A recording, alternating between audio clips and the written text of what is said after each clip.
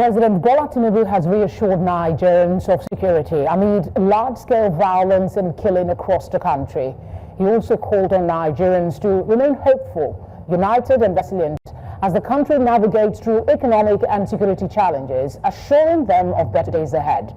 The president made the recommitment in his 2025 Easter message to the nation as he joined Christians in Nigeria and around the world to commemorate the crucifixion and resurrection of Jesus Christ. President Tinubu describes the occasion as a time to reflect on the enduring values of sacrifice, redemption, love, and hope.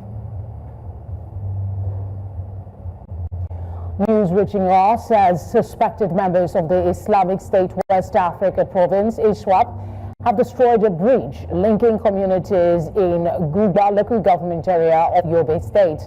Citing intelligence sources, Zagazola Makama, a counter-insurgency publication focused on the Lake Chad region, notes that the attack happened around 10:30 p.m. on Thursday, just 2 days after ISWAP fighters detonated an improvised explosive device on Mandafuma Bridge along Biu-Damboa Road in Borno State. An official of a local vigilante group in Gujba town has also confirmed the attack, adding that the bridge came under attack shortly after the gunmen cleared Goniri village. Still talking security, the Borno State Police Command has confirmed the deaths of 17 people following armed attacks by suspected headers on communities in Logo and Ukum local government areas between Thursday and Friday. In a statement issued on Friday, the police public relations officer, Catherine Anene, said a large group of armed militia invaded the Sankera axis on Thursday evening, unleashing violence on the Gagi area of Ukum and Katsinala in Logo. She disclosed that the commissioner of police immediately ordered tactical teams to reinforce officers already in the area. According to Anene, 5 persons were found in the Gagi area and taken to a hospital where they were confirmed dead. The actions are now trailing the conditions set for peace in Plateau State by the Coalition of Indigenous Fulani Registered Organizations following recent escalations of violence, while expressing concern over renewed hostilities between Fulani headers and local farming communities. The coalition's chairman, Garba Abdullahi Mohammed, outlined specific demands to restore peace and normalcy in the area. The conditions include immediate removal of the current military commander overseeing the area, unconditional release of all arrested and detained individuals, disclosure of the whereabouts of missing individuals resulting from attacks on their communities, among other requests. The coalition notes that only by meeting these conditions will peace and harmony be restored to the area. To speak on this is a security analyst and former Attorney General and Commissioner for Justice, Kaduna State, Mark Jacob.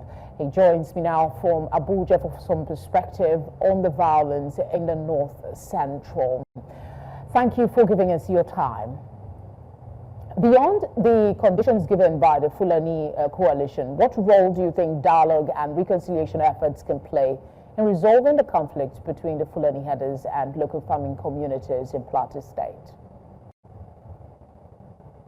First of all, it is important to clarify that there is no conflict between the herders and farmers in Plateau communities. What we have on ground, which has been explained by the Executive Governor of Plateau State, is clearly a case of organized crime in the form of a genocide against an unarmed set of people, agrarian people who just know nothing besides going to their farms, taking care of their families, and living their lives quietly. And such people have continuously been rounded up in their homes with no confrontation at all against anybody. They are in their sleep. They'll be rounded up in their homes, killed, and their homes destroyed, their farmlands and food crops, even those harvested, destroyed. And of course, nobody is ever arrested for this carnage.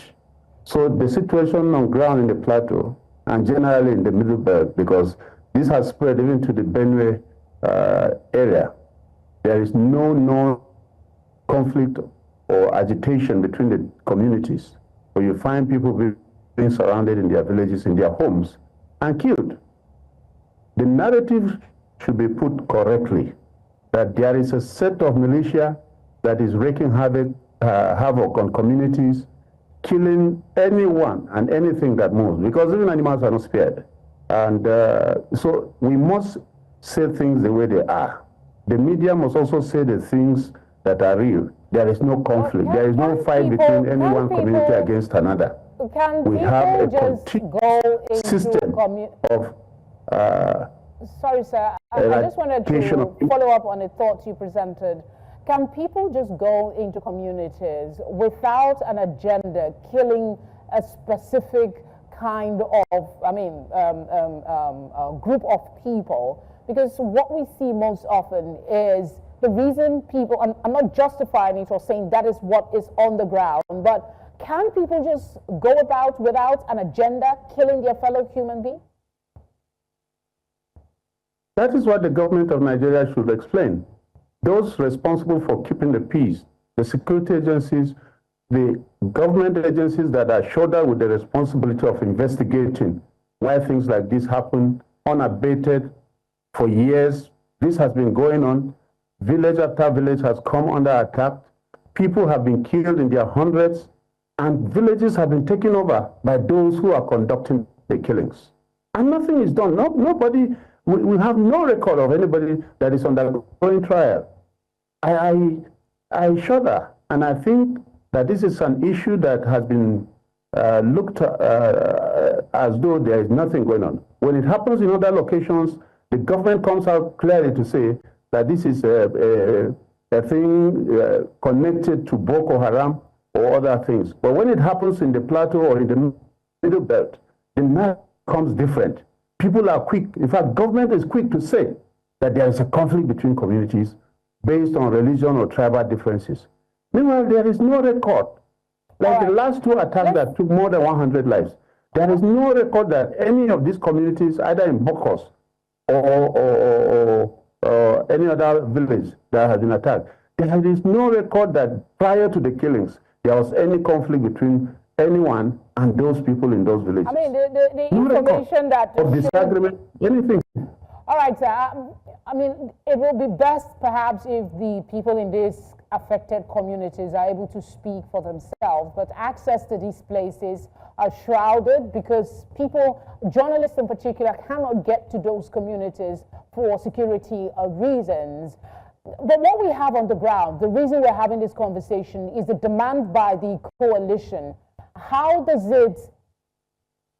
the coalition's demand for an independent panel of inquiry to investigate the incident and provide compensation align with existing justice and accountability mechanisms in Nigeria? Is this something you support? What is your thoughts on that? It is important to also take note that the speaker on behalf of the coalition spoke from Kaduna. He is not resident in Plateau. He spoke from Kaduna, but of course, he owned up to the attacks by saying that the attacks will not end unless and until 1, 2, 3 conditions are fulfilled. And one wonders how on earth anybody can speak like that and nobody arrests him, nobody questions him to provide further information about the killings. Because apparently he's aware of those who did the killing, he's aware of the reasons why they did the killings, and he's even fighting on their behalf to say that all of them, any of them that is arrested should be released. And he's even saying that the military head of investigation or those in charge of security within that environment, the head of that team should be sacked or should be redeployed. And nobody is calling him to explain what he knows about the details of these attacks. Because the truth is, there are people on ground. I have visited the IDPs. I can talk authoritatively because I have seen those who have been killed, who have survived the killings. All right, on the flip side of this conversation, sir, just to interject into this narrative. All right, just to ask the very obvious question, this demand is coming from Fulani, what's their title again? Coalition of Indigenous Fulani Registered Organization. And in your opening statement, you said that it is not the headless farmers thing, but we know that most of the Fulanis practice this header, they rear cattle and all of that. And then this demand that we have now, which you're also acknowledging, shows that something is off. So how do you collate that with your earlier comments that it has nothing to do, there is no header farmers clash going on? No, certainly there is nothing like a header farmer clash, because those who came to kill did not even come with cattle. There is no evidence that anybody was grazing or was herding any cattle the night the people were killed or a day before. But people were rounded up while sleeping by armed militia.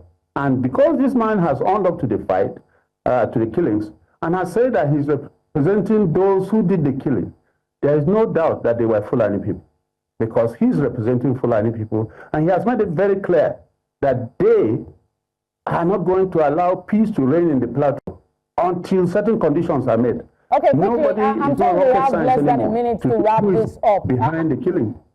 I hate to interrupt again, but we have less than a minute to wrap this up. What should be government's response to these kinds of demand, and what actions you expect to see in the coming days to begin to find a way to address the situation?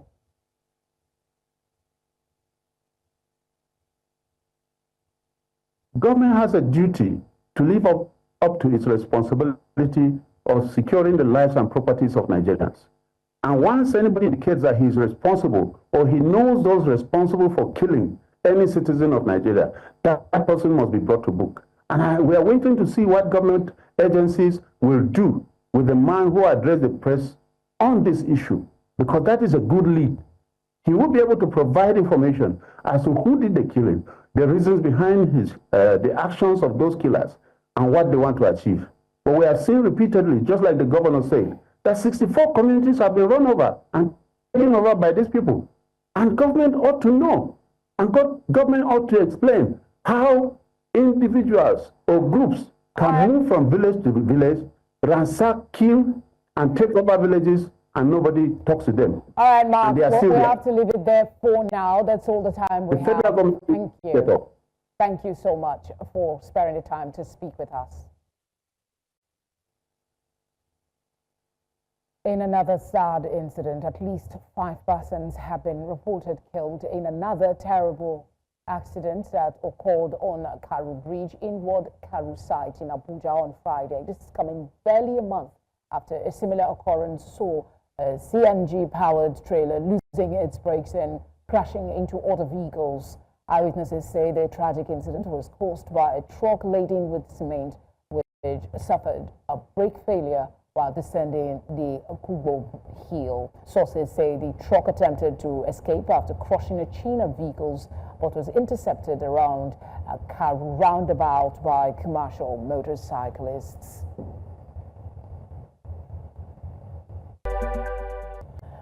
The Minister of the Federal Capital Territory, Wike, has given a damning verdict on the preparation of the People's Democratic Party, PDP, ahead of the 2027 general elections. The minister, while replying to a question from New Central Abuja Bureau Chief Amadine Uyi during a State of the Nation media chat, said that the current crisis within the PDP has set the party in a backward trajectory, making it unprepared for the next general elections expected to wrestle power from President Bola Tinubu. We, the Governor Forum, we have met with the organs of the party.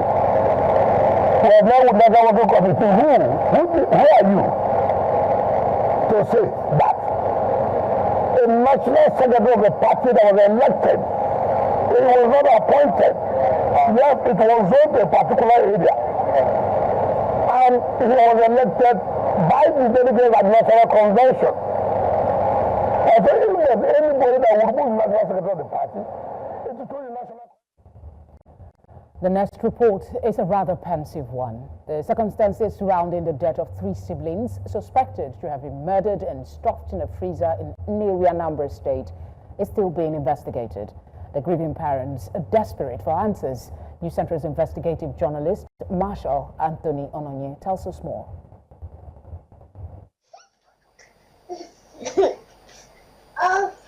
This was 7-year-old Chikaima Ejezie, one of 3 siblings killed on the 1st of February 2025 by yet-to-be-identified person. The 3 siblings were found lifeless in a deep freezer where they were all locked and left to die at the apartment where they had lived with their parents for over 5 years. Mr. and Mrs. Ejezie, grieving parent of these children, managed to speak on the ordeal. Our co-tenant called me and said he came looking for me. I was not around. He's a newly graduated medical student, so he came to celebrate with us, and he met my absence. So he asked me if he can give the children ice cream. If you can give, because what he bought was ice cream and cake. If you can give the children ice cream since it's going to defrost before I come back. I said fine, no problem. Since it's going to defrost, you can give them. Then when I come, we'll eat the cake together. Then when I came back, I made the whole door open. The whole door was open, and then I didn't meet the children at home. Even what they're supposed to do, the normal thing they usually do, they didn't do. They didn't sweep, they didn't wash plates. I went to the kitchen, I found out they didn't eat their afternoon food. I was like, what happened? So meanwhile, my neighbor that was also helping me to search, the person that gave them ice cream, he was the one that went inside and searched and found them and shouted that I should stop looking for them, they are inside the freezer. I just shouted, as in, what could have, as in inside the freezer, doing what? So it was later they came and people started saying that they don't think that they are alive again and all that. Suspicions are rife of the likelihood of defilement following testimonies by one of the landlord's children, Ozioma, who had earlier stated that she had seen 2 boys walking back home with the children, but failed to confirm if she saw the boys leave the apartment or when they left. Like people are speculating, were they raped? For example, as the story went, that 2 boys entered with them. But the problem we have here is that the lady that said that she saw 2 boys entering with them, telling them boys, now came back to say they are the people of their age group. So that changed the narrative. In fact, we don't know. We don't know what happened. Till now, I cannot say that this is what happened to my children. The DPO told me that since there is no substantial suspect, there's no prime suspect, that the next thing that will lead them to action is the result of the autopsy. Mr. Ejezie says he hears the voices of his children every night crying out to him for help. So when I say I hear them, I'm imagining the kind of pains they must have passed through. Of course, they must have screamed, whether they were strangulated or they were raped or they were stuck there alive, they must have screamed for help. Yes, of course, I can say I could hear them shouting mommy and daddy, asking for help, but help didn't come. At the scene of the incident, we first looked up Ozioma, the lady who had said the children were seen coming home on the day of the incident with 2 boys. We then moved to the house, which is now nothing but a gruesome reminder of the scars these parents might have to bear for the rest of their life. This is the door for the first medical student, the one that just graduated. Okay. Then that's the man who bought the ice cream, yes, and the cake. And cake, yes. For the children. Yes. Yeah, this is our own apartment. In the company of New Central investigative crew, we visited the office of the investigating officer at the State's Criminal Investigation Department, ORCA, where Mr. Ejezie was later issued a burial warrant to proceed with the burial of his children.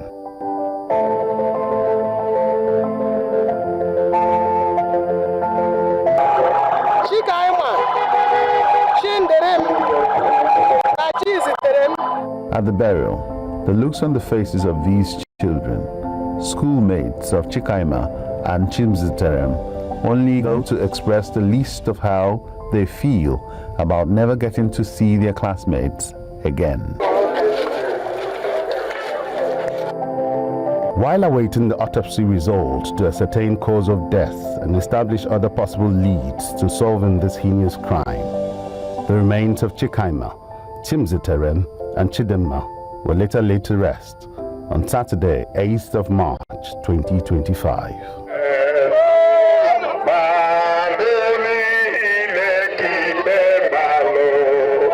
Certainly, the 1st of February and the 8th of March will remain two separate days that these parents may never forget for the rest of their lives. It is hoped that the investigation gets the full attention it deserves in order that Mr. and Mrs. Ejezie may find some closure and enduring respite. For News Central, Marshal Anthony Onoye.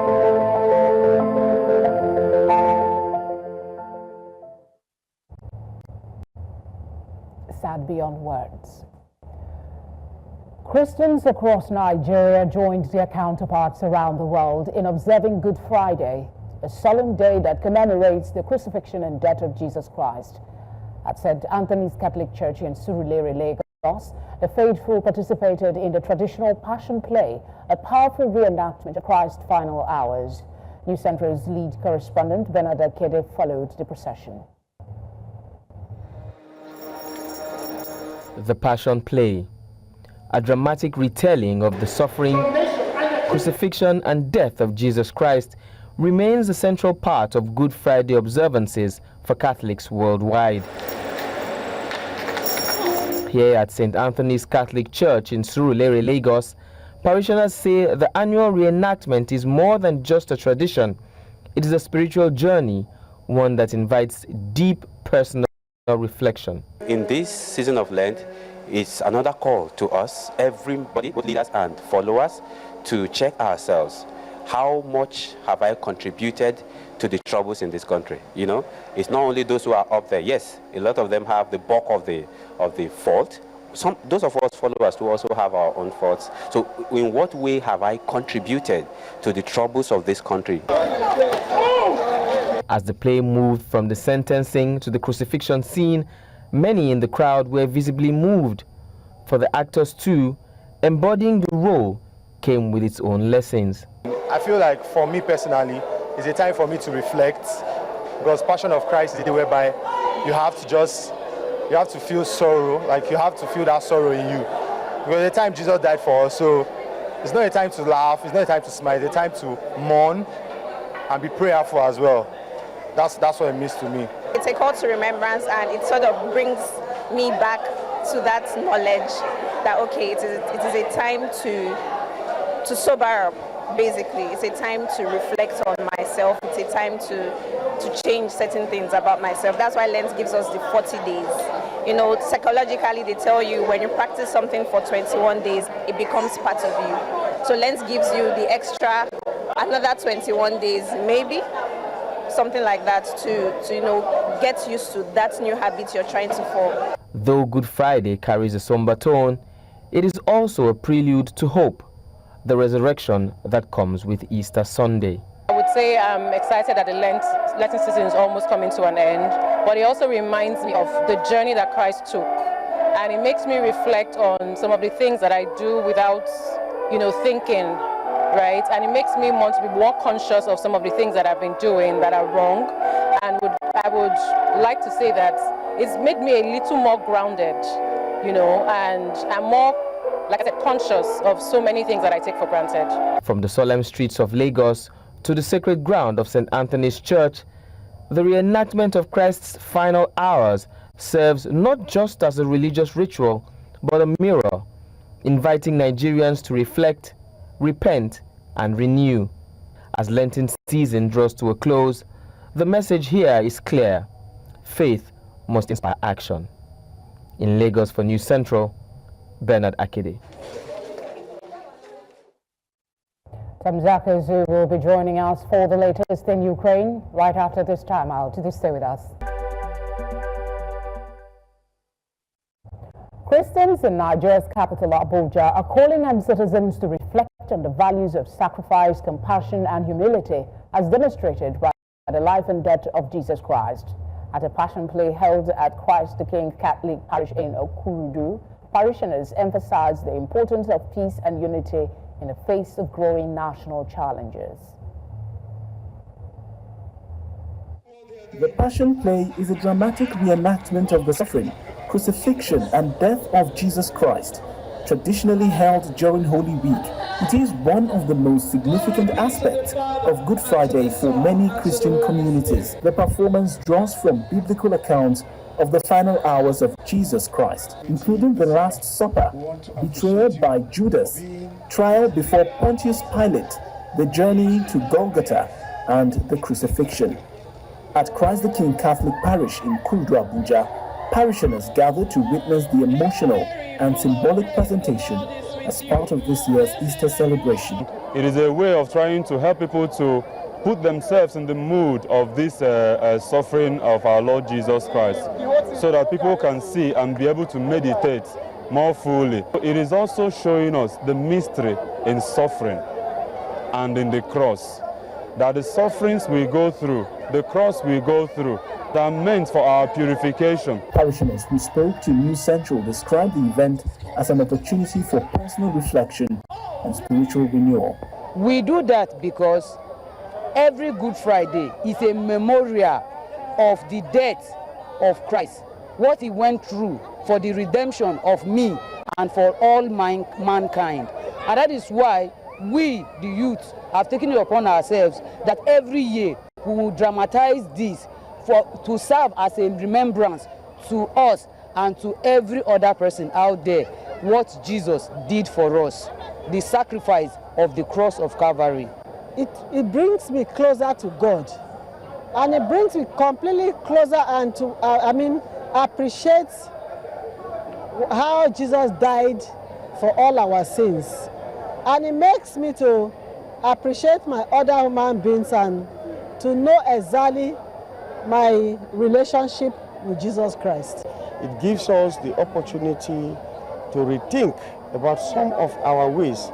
If Jesus himself will pass through this, what do you think about yourself?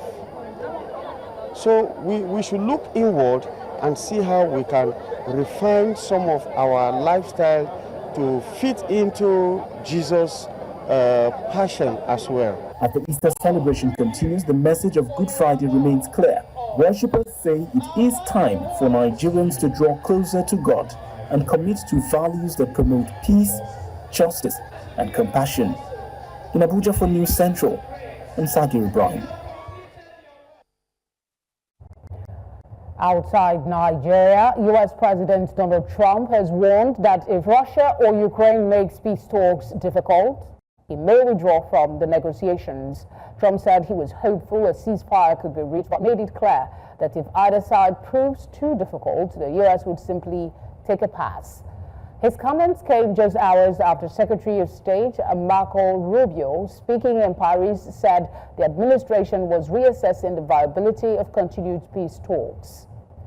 We need to determine very quickly, in a matter of days, whether this is doable in the next few weeks. If it is not, then we have other priorities to focus on, end quote. Joining me to discuss this development is an international journalist, Zagazola. Thanks for coming.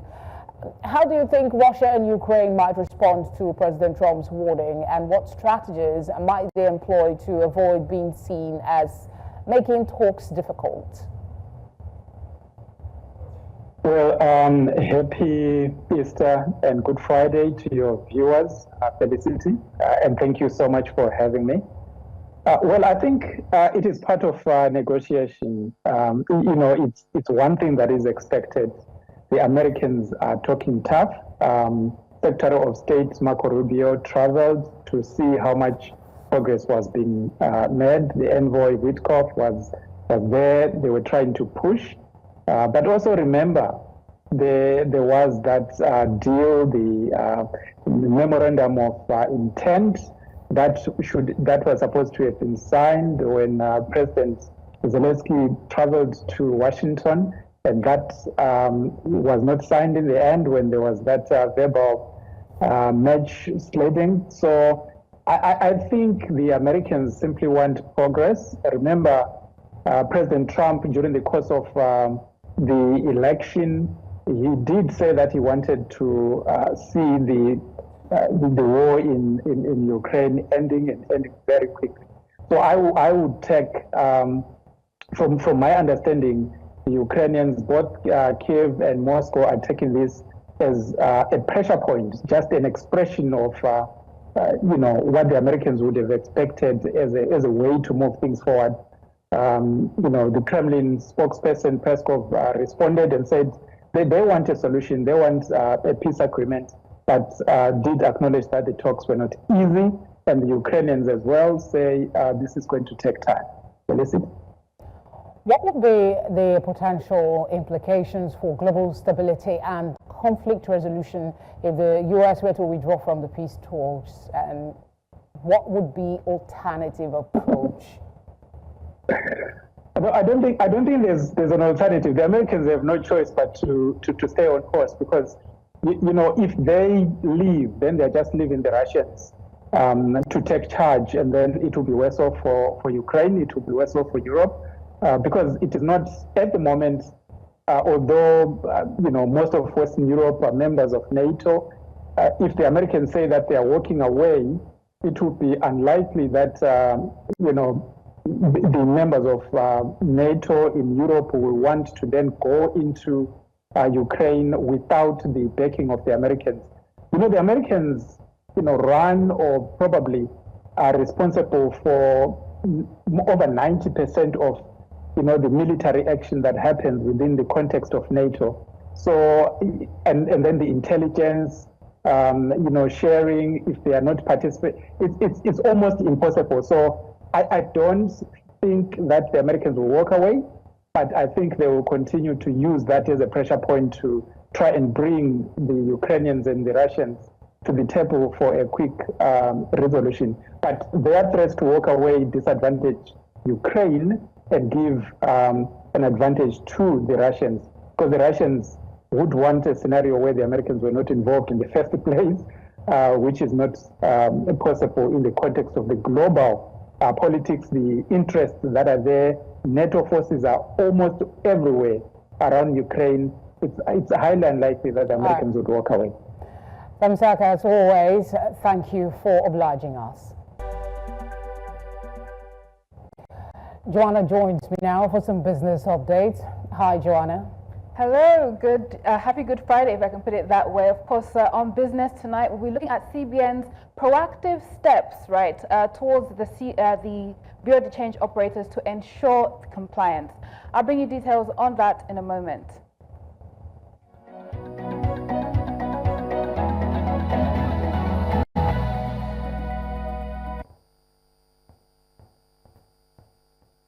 The Central Bank of Nigeria has announced the initiation of mystery shopping exercises across Bureau de Change outlets as part of its intensified efforts to ensure strict adherence to anti-money laundering and counter-terrorism financing regulations.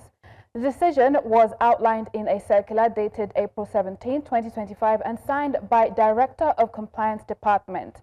This is the CBN's latest tool to monitor service quality, curb illicit financial flows, ensure adherence to regulations and operational standards, as well as enhance oversight of Nigeria's financial ecosystem. The Apex Bank emphasized that the mystery shopping exercise will commence immediately, signaling the urgency of bolstering compliance measures across the BDC sector.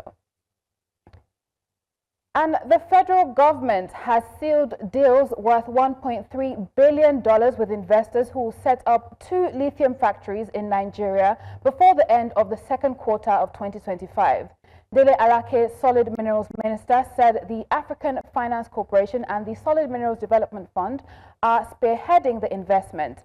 Alake said the planned Nigerian mining company would be 50% owned by the private sector and 25% by the government, noting that it would drive the establishment of joint ventures. And the International Monetary Fund announced it will not determine until May whether Senegal may repay funds from a suspended $1.8 billion bailout program. This delay pushes back the country's goal of securing a new program by June. The IMF froze the deal after Senegal's new government revealed the previous administration had misreported economic data, with national debt revised to 99.67% of GDP from 74.41%. IMF Missions Chief Edward Gamiel said new program talks could begin in June or July, pending final debt verification and corrective reforms. Senegal's finance ministry called the situation dynamic and said preparations for the upcoming IMF spring meetings are underway. Investors had anticipated a waiver decision by April's end. And of course, markets are closed today, Good Friday, and won't be opened until next Tuesday. But that's it on Business Tonight. I am Joanna Mustafa. Tonight continues with Felicity.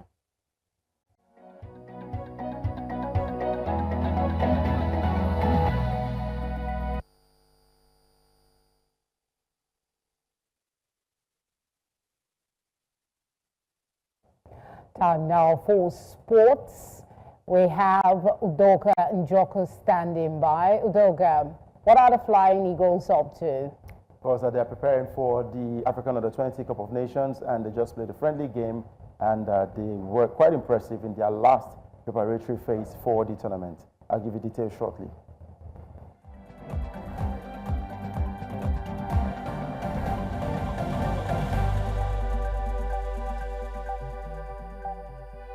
Sports Update, brought to you by Corn Oil. Corn Oil, we go the extra mile. Right, the Flying Eagles of Nigeria have beaten Murat Football Club 2-1 in a final test game before their departure to Egypt on Sunday for the Under-20 Africa Cup of Nations. Goal scorers for the Flying Eagles were Europe-based strikers Parobo Ariere and Precious Benjamin. It was a tough test for the Flying Eagles as their opponents gave as much as they got.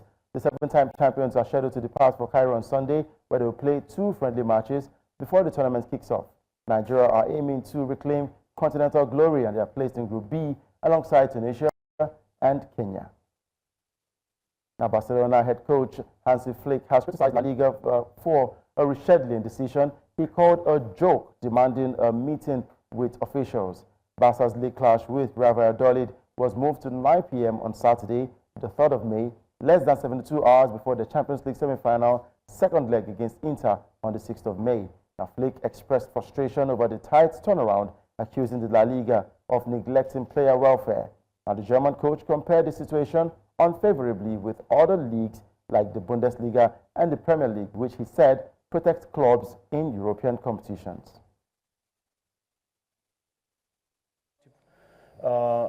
Make excuses about this, complaining about that, but it happens here. I never had this before. I never, you know, every league protect their clubs when they play, when they play in the Champions League, especially in the semi-final. It's unbelievable, and we have no time to rest. And for me, it's the guys who are responsible for that. I want to discuss with them because they have no idea. They have no idea how it is, you know. And my team, of course, maybe we don't play so good in Dortmund, but at the end, we are in the semi-final. Okay. I'm happy that we are not playing on Sunday at 2 o'clock because they was before Sunday 2 o'clock against Valladolid. Now we are playing on Saturday at 9 o'clock in the evening. And in tennis, Holger Rune knocked out defending champion Casper Ruud with a 6-4, 6-2 victory in the Barcelona Open quarterfinals on Friday. The Danish world number 13 broke Ruud twice in each set, securing just his second win in 8 meetings with the Norwegian. Rune now advances to face Russia's Karen Khachanov, who defeated Alejandro Davidovich Fokina 6-4, 7-5 in the semifinals. And in Formula 1, Yuki Tsunoda had his first crash for Red Bull in second practice at the Saudi Grand Prix as Lando Norris set the pace for McLaren. The Japanese, who was swapped into Red Bull to replace Liam Lawson after 2 races of this season, clipped the inside wall at the final corner and was catapulted into the wall on the outside. Norris was 0.163 seconds quicker than teammate Oscar Piastri, as McLaren again appeared to have the edge on the competition. Red Bull's Max Verstappen was third fastest with 0.280 seconds off Norris's best. Ferrari's Charles Leclerc was fourth, 0.202 seconds further back, ahead of Williams' Carlos Sainz, Tsunoda, and Mercedes' George Russell. And that's a wrap on Sport Update. I am Udoka Njoko. The news continues with Felicity. Afrobeat star Davido has officially dropped his 5th studio album, 5, and the project is already making waves. Released on Friday, April the 18th, via Davido's Music Worldwide, RCA Records, and Sony Music UK, the 17-track album features a star-studded lineup of international collaborators and showcases Davido's evolution as both an artist and global tastemaker. The album includes previously released singles like Awuke featuring YG Mali, Funds with Odumodu Black and Chike, and the Amapiano-infused Be There Still. Other high-profile collaborations include Victoria Monet on Ofami, Shensi, and 450 on R&B, and Chris Brown, usual collaborator, on the song Titanium. And then there's Latin pop star Becky G on Tech. Davido also reunites with South Africa's Musa Keys, Victoni, Tacy Baju, and the incredible Omale across various tracks on the project. It's delivering a rich blend of sounds that cuts across continents. Speaking about the 5 album in the press release, Davido says, "Man, it's everything to me. It's more than just a number. It's a statement of where I stand, different sounds, different cultures, but one vibe." Just hours after it's released, 5 shot to #1 on both Nigeria Apple Music and iTunes top album charts. Still in the music scene, CK has officially ended his recording agreement with Warner Music South Africa. The decision, according to both parties, was mutual and strategic, as CK looks to chart a new course after 3 impactful years with the record label. CK, whose breakout hit Love Wantiti became a global anthem, thanked Warner Music for their partnership, stating, and I quote, "My journey with Warner Music South Africa was a very important one, which I'm grateful for. Now it's time for me to explore new energy and new horizons." Under the label, CK released 2 full-length projects, his debut album, Sad Romance, in 2022, and Emotions in 2024. The singer and producer leaves with a decorated resume. He's currently the top-selling Nigerian artist on the RIAA charts, and Love Wantiti is on course to become the first Afrobeats song to earn a diamond certification. With over 2 billion global streams, CK's artistry has helped push Afrobeats further into global mainstream. With the launch of his label, Boyfriend Music, in 2024, future releases are expected to come under his own imprint, signaling a new era of independence for him. Those are no doubt the biggest stories in entertainment. Back with the rest of the news.